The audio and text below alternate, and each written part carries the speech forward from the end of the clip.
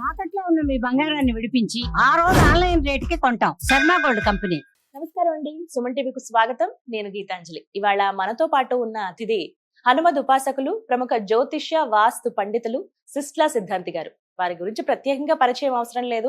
చాలా వివరణాత్మకంగా అందరికి అర్థమయ్యే విధంగా రాశి ఫలితాలు అలాగే గ్రహస్థితులు తెలియజేస్తారు. ఇక పరాభవనామ సంవత్సరం ఎలాగో వచ్చేస్తోంది. మరి ఈ సంవత్సరం ఎలా ఉండబోతోంది, గ్రహస్థితులు ఏంటి, ఎవరెవరికి అనుకూలంగా ఉంది, ఎవరెవరు ఎటువంటి పరిహారాలు చేసుకుని వారి గ్రహస్థితిని మెరుగుపరుచుకోవాలో గురువు గారి మాటల్లో విని తెలుసుకుందాం. గురుగారికి స్వాగతం పలుకుదాం. గురుగారు నమస్కారం అండి. ముందుగా మీకు శ్రీ పరాభవనామ సంవత్సర ఉగాది శుభాకాంక్షలు అండి. సంతోషం తల్లి.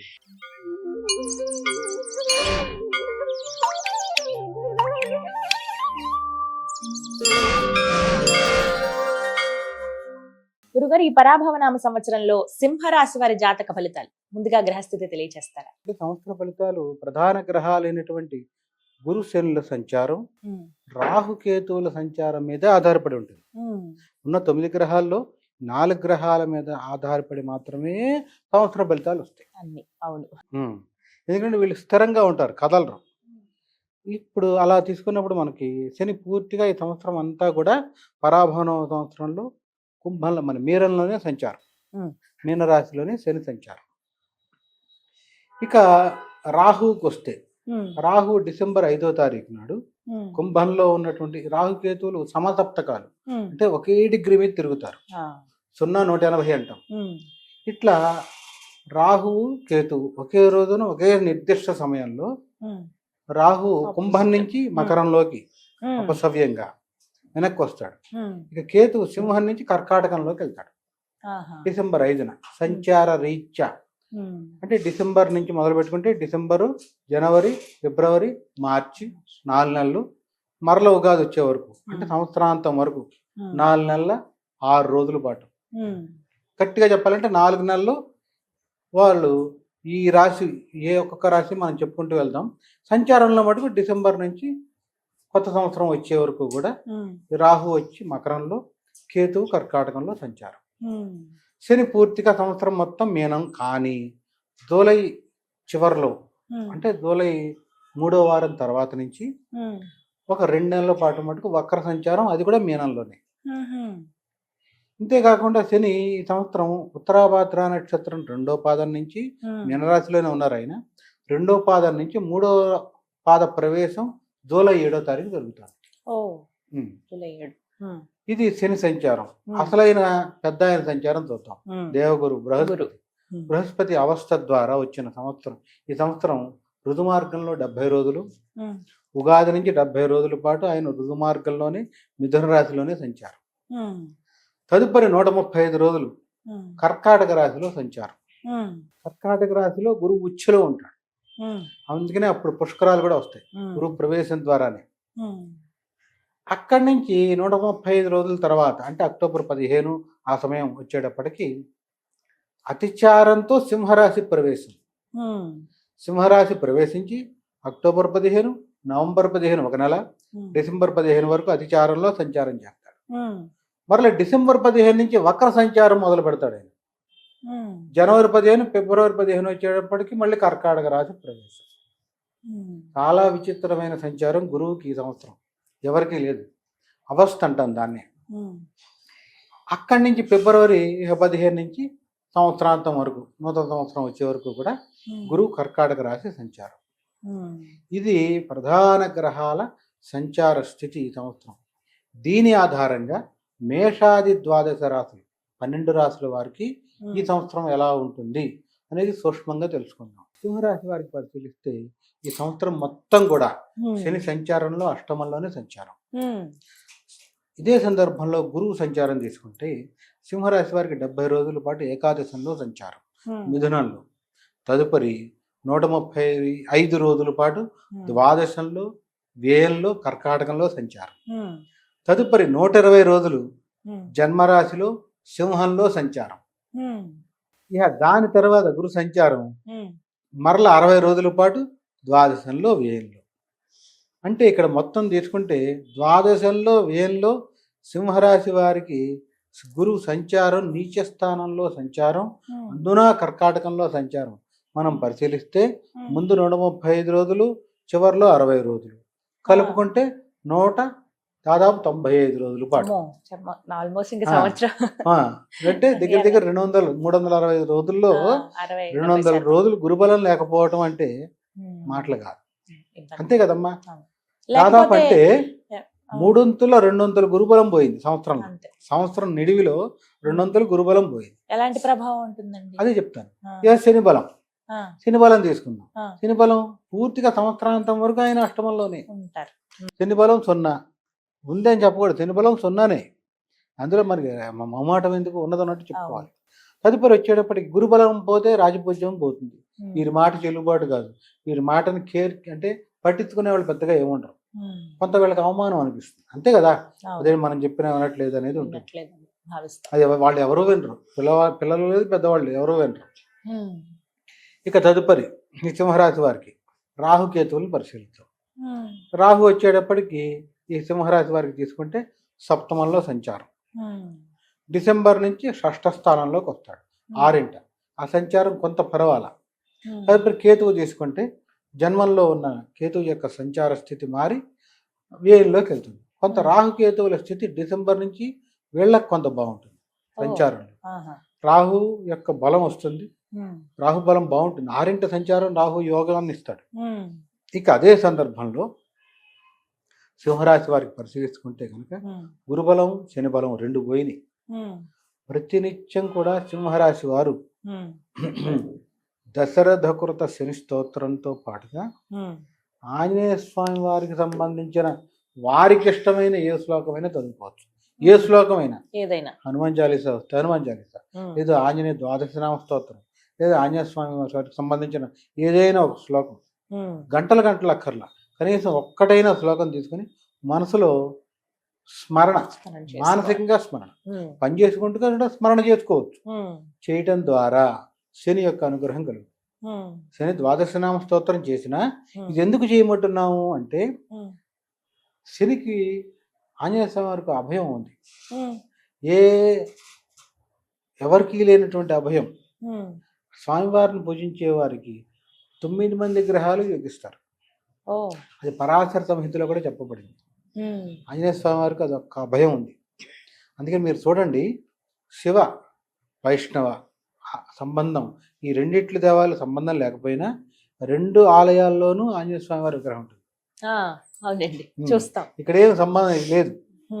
ఎందుకని అంటే శివాయ విష్ణు రూపాయ శివరూపాయ విష్ణువే అన్నట్టుగా ఆంజనేయ స్వామి ఆంజనేయం మహావీరం బ్రహ్మ విష్ణు శివాత్మక ఆయన అంశ. ఆయన్ని పూజించడం ద్వారా 9 మంది గ్రహాలు కూడా ఎక్కడొస్తుంది ఈ వృత్తాంతం అంటే బాలభాను నుండి చూసి సూర్యుడిని మింగపోతాడు. వజ్రాయుధంతో హనుమ మీద కొడతారు. ఇంద్రుడు కింద పడిపోయిన తర్వాత వాయుస్తంభన జరుగుతుంది. వాయుస్తంభన అంటే వాయుదేవుడు తండ్రి వాయువుని ఆపేస్తాడు. వాయువు ఆపిస్తే ప్రాణకోటి విలువల్లి ఆడిపోతుంది. లిప్తపాటు అంటే మన దగ్గరలో చెప్పాలంటే ఇలా కన్ను మూసి తెరిచే లోపల దేవతలకు చాలా ఇంకా ఎక్కువ కదా. ఆ సందర్భంలో వచ్చేటప్పటికే ప్రధానంగా పరిశీలించుకుంటే అందరూ కూడా వాయుదేవుని ప్రార్థిస్తారు వదలమని. అప్పుడు 9 మంది గ్రహాలు అందరు దేవతలు వచ్చి ఆంజనేయ స్వామికి అభయం ఇస్తారు. చిరంజీవి మీ పుత్రుడు చిరంజీవి ఎలాంటి ఇబ్బంది లేదు, బ్రహ్మ విష్ణు మహేశ్వరులు వస్తారు. మొత్తం లోకాలందరిలో ఉన్న దేవతలందరూ వచ్చి ఆశీర్వదిస్తారు ఆయన్ని. చూడండి ఎంత విశేషం. అప్పుడు నవగ్రహాలు కూడా నిన్ను పూజించే వాళ్ళకి మేము ఎవరో వారి జోలికి ఎలా ఉంటారు. అది మొట్టమొదటిసారి. ఇక రెండోసారి ఒక వృత్తాంతం జరిగింది. మండోదరి గర్భం ధరిస్తుంది. రావణాసురుడు తెలుసు, ఎందుకంటే ఆయన జ్యోతిష్య పండితుడు. రావణ బ్రహ్మ ఆయన, పుత్రుడు పుడతాడని తెలుసు. అయితే ఒకే ఒక్క శంక ఆయనకు తెలుసు కదా, గ్రహస్థితి కూడా తెలుసు. శని ఉచ్ఛలో ఉండాలి ఆయన కోరిక. శని కూడా బలంగా వచ్చింది, ఎందుకంటే ఆయుర్దాయాన్ని ఇచ్చేవాడే శని. బ్రహ్మదేవుని కోసం తపస్సు చేస్తాడు. బ్రహ్మ ప్రత్యక్షం అవుతాడు. ఎందుకని ఆయన బ్రహ్మ మానస పుత్రుడే. ప్రత్యక్షం అయ్యి ఏం కోరిక కావాలంటే నాకు ఇలా మరణం లేనటువంటి పుత్రుడు కావాలి. అది నా చేతుల్లో లేదు, నువ్వు పిలిస్తే బోళా శంకరుడు పలుకుతాడు కదా, ఆయన గురించి తపస్సు చేయమంటాడు. విశేషమైన తపస్సు చేస్తాడు రావణ. ఒంటికాల మీద తపస్సు చేస్తాడు. మహేశ్వరుడు ఈశ్వరుడు ప్రత్యక్షమై రావణ ఏ వరం కావాలి కోరుకో అంటాడు. నాకు పుట్టబోయేటువంటి శిశువు చిరంజీవిగా ఉండాలి, మృత్యు అనేది రాకూడదు అని చెప్తూనే ముల్లోకాలని జయించేవాడు కావాలంటాడు. ఈ శంకరుడు కదా అడిగింది ఇవ్వాలి కదా. రావణ నీ కోరిక నేను నెరవేరుస్తా, ముల్లోకాలను జయిస్తాడు, సందేహం లేదు అది చెప్తాడు. అది చెప్పేసి ఎలాంటి ఇబ్బంది లేదు, కానీ మృత్యువు లేకుండా చేయటం అనేది నా చేతుల్లో లేదు. ఎందుకని అంటే ఎవరెవరు ఏ పనులు చేయాలో వాళ్ళకి నేను ఆ పోర్ట్ఫోలియో అంటే అథారిటీ ఇచ్చేశాను. మృత్యువుని హరించేవాడు శనేశ్వరుడు.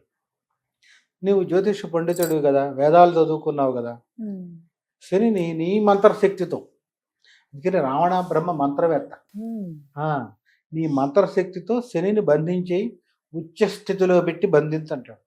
ఉచ్చస్థానంలో అంటే ఒక్కొక్క గ్రహానికి ఎక్స్ట్రీమ్ పవర్ ఉండే ప్లేస్లో ఉన్నాయి ఉచ్చస్థితి. శని తులలో ఉచ్చులో ఉంటాడు, రవి మేషంలో ఉచ్చులో ఉంటాడు, చంద్రుడు వృషభంలో ఉచ్చులో ఉంటాడు, తదుపరి కుజుడు మకరంలో ఉచ్చులో ఉంటాడు, మకర రాశిలో, మరి బుధుడు కన్యా రాశిలో ఉచ్చులో ఉంటాడు, దేవగురు బృహస్పతి కర్కాటకంలో ఉచ్చులో ఉంటాడు, శుక్రుడు వచ్చేటప్పటికి ఉచ్చస్థానం. ఉచ్చం అంటే ఎక్స్ట్రీమ్ పవర్, ఇంకెక్కడ అక్కడ ఉన్న బలం ఇంకెక్కడ రాదు. శుక్రుడు మీనరాశిలో ఉచ్చులో ఉంటాడు, శని తులారాశిలో ఉచ్చులో ఉంటాడు. ఇట్లా ఒక్కొక్క గ్రహానికి ఒక్కొక్క ఉచ్చస్థానం. అన్ని గ్రహాలని తన మంత్రశక్తితో ఉచ్చస్థానంలో కట్టేస్తాడు. ఎందుకోసం? మండోదరి ప్రసవించే సమయానికి గ్రహాలన్నీ ఉచ్చులో ఉండాలి, ఇక మరణం రాకూడదు చెప్పాడుగా. మరి ఈశ్వరుడు చెప్పాడుగా, మంత్రశక్తితో కట్టేస్తాడు. శని కూడా తులలో కట్టేస్తాడు. తుల తర్వాత ఉన్న రాశి ఏంటి? వృశ్చిక రాశి. వృశ్చిక రాశి ఎవరిది? శని యొక్క శత్రుక్షేత్రం, కుజుడు ఇల్లు. వృశ్చిక రాశికి అధిపతి కుజుడు, శత్రువు ఇల్లు అది. తుల మిత్రుడు ఇల్లు, అందులో అధిమిత్రుడు శుక్రుడు ఇల్లు. తులారెత్తులు ఉచ్చులో ఉంటాడు. సరే, ఎప్పుడైతే మంత్రశక్తితో బంధించాడో వెళ్ళిపోతాడు, బయలుదేరి ఇంటికి వెళ్ళిపోదాం అనుకుంటుండగానే తులారాశిలో ఉన్నటువంటి శని తన కాలుని లేపి వృశ్చిక రాశిలోకి దొరుకుతాడు. తులారాశిలోంచి వృశ్చిక రాశిలోకి పెడతాడు, ఒక కాలుని దరుపుతాడు. ఈయన దివ్య దృష్టితో వస్తాడు రావణ బ్రహ్మ. చూసి తన చేతిలో ఉన్నటువంటి ఖడ్గాన్ని విసిరేస్తాడు. ఆ కాలుకి తొలగింది శని. అందుకనే శనికి మందగమనుడు అని పేరు.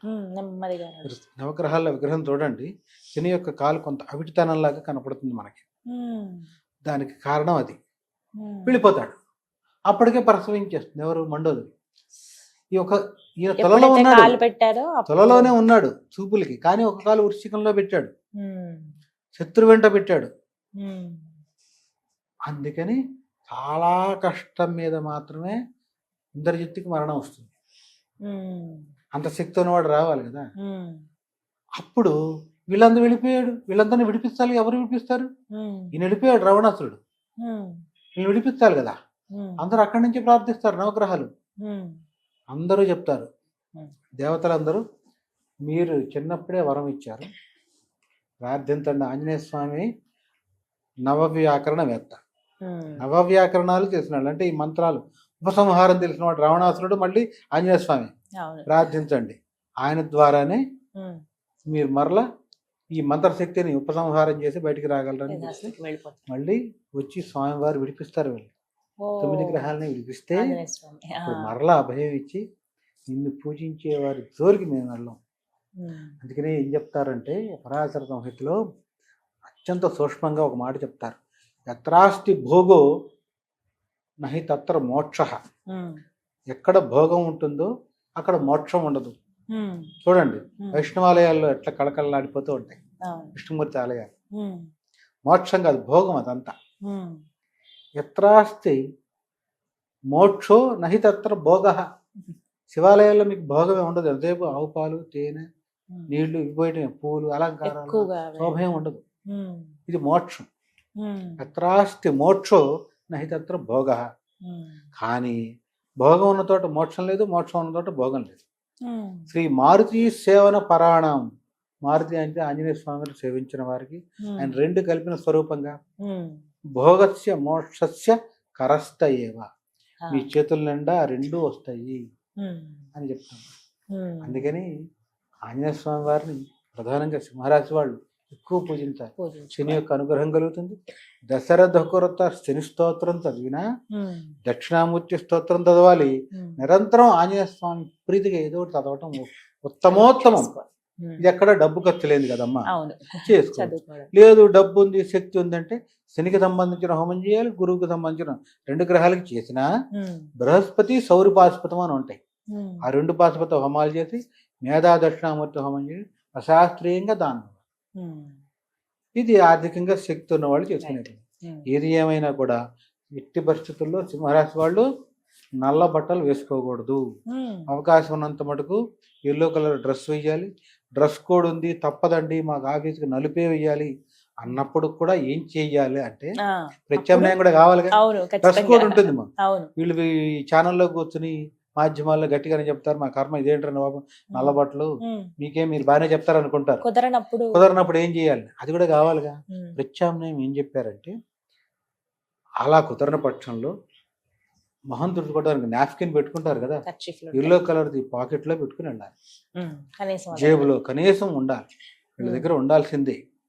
చేయడం ద్వారా చాలా అంటే చాలా మంచిది. అవకాశం దొరికినప్పుడు మీకు దగ్గరలో ఎక్కడన్నా కుదిరితే దక్షిణామూర్తి వారికి అభిషేకం చేయించండి, చాలా మంచిది. మీ పేరుతో చేసుకోవడం చాలా అంటే చాలా మంచిది. అలా చేయటం ఉత్తమోత్తమం అమ్మ. సింహరాశి వారికి చక్కటి పరిహారం ఇది. ధన్యవాదాలు గురుగారు. శుభమస్తు.